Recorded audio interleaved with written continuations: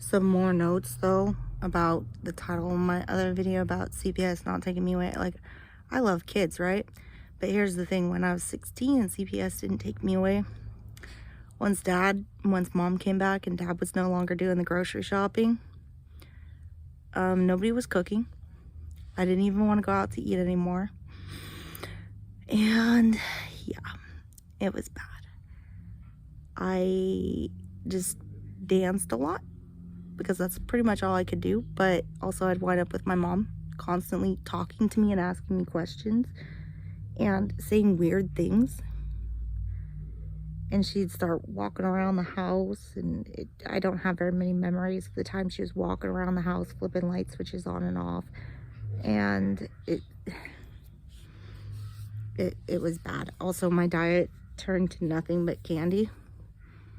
And I feel like that's very abusive because I can't eat candy, except I can if that's the only thing to eat. Like, I'll eat anything at this point, put in front of me just about, because just, I don't know. I have a fear of being poisoned now too.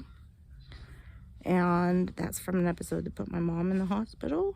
She gave me a really weird meal of red wine and oatmeal, and I was like fucking 16 years old. Karen Matfield really sucks, by the way. And I'm sure some narcissists would love to paste themselves over this video, except I'm not really a narcissist because it's literally in a police report and a file, so good luck making it fucking you. You would have to reenact it. And also, when I was 16, I started living off of candy and I gained a bunch of weight. And so, since mom was pulling that on me, trying to make me fat like her, I mean, I was seriously malnourished and a bunch of other stuff, living off of fucking candy and overweight all at the same time. So, yeah. The thing about me and food is I freak out about not having food because I've also been starved. And it was not by my choice. Mom stopped buying chili because I ate so much of it. I wasn't allowed to cook. They said I was making a mess, and I used to be really neat and clean, but once mom started abusing me, I don't know, like, my motor skills started to be really bad, and I don't know, I have really bad motor skills, and other stuff going on, and people sit there, you know, not understanding, almost being kidnapped all the way up to Canada and having to run away from that because there's prostitution up in Canada. My mom thought she was a CIA agent of some kind, and like, seriously, I don't think people understand, except they do, when your mentally ill mother is kidnapping you almost up to Canada. So yeah, also trying to feed you some weird meal of oatmeal and red wine.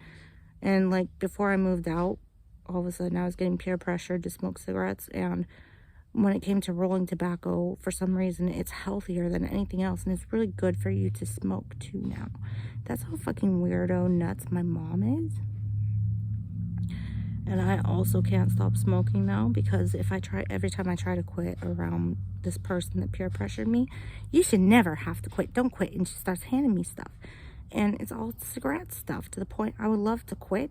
I mean, I have phases where I start to smoke and then I quit. And I nothing but can, because I've done it multiple times.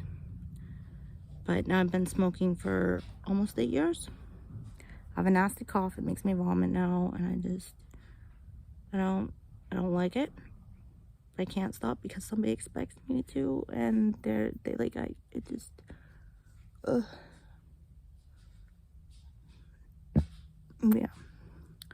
But getting almost kidnapped up to Canada was quite the treat, except it wasn't, because my dad had to leave work, and it took him over 3 hours to come and find me. And he also, right before my cell phone died, because my cell phone was dying, he went to the wrong place. It was the same type of restaurant, except it was the wrong place. And luckily, my mom had gotten me my allowance and things like that. So from that situation, I learned that if I'm going to be running, I need to have money on me. Giving you some hints now. That is a stoplight.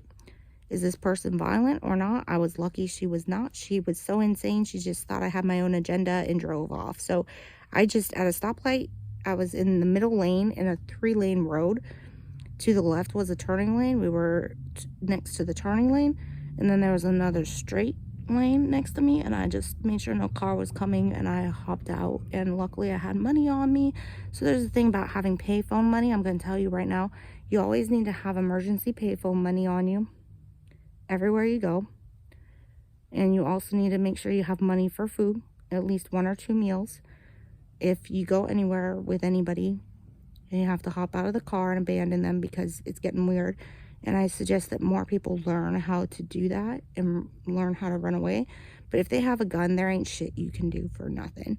Also, if they're violent, like if you're on the freeway, there's no getting out of the car. You gotta wait till you're in town. And there are situations you can't do shit.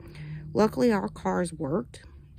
I'm gonna tell you, some people, their locks do not open. And to break a window, good luck. Good fucking luck.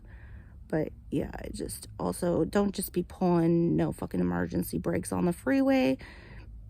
And, you know, I mean, you're going to kill more than yourself trying to get out on the freeway. And that kind of desperate scene is like, it's going to take a while for the state patrol or anybody to find you on the freeway. Except you think it wouldn't, but it would. And like, how many people are you going to kill for yourself?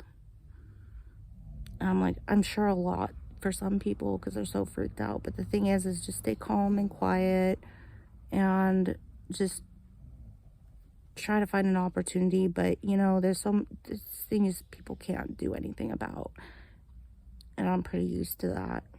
But I'm not, because I've lucked out thus far, and I don't know, I've been kidnapped by my own mom and I've escaped. Mom might be sometimes easier to escape than anybody else, but then again, no, I've had to run out of the house on her a couple times too. So, you know, it's pretty lucky when you have somebody who's not going to chase you. Anyways, yeah, that's my story about, I wish CPS would have taken me away, but they sure the fucking didn't.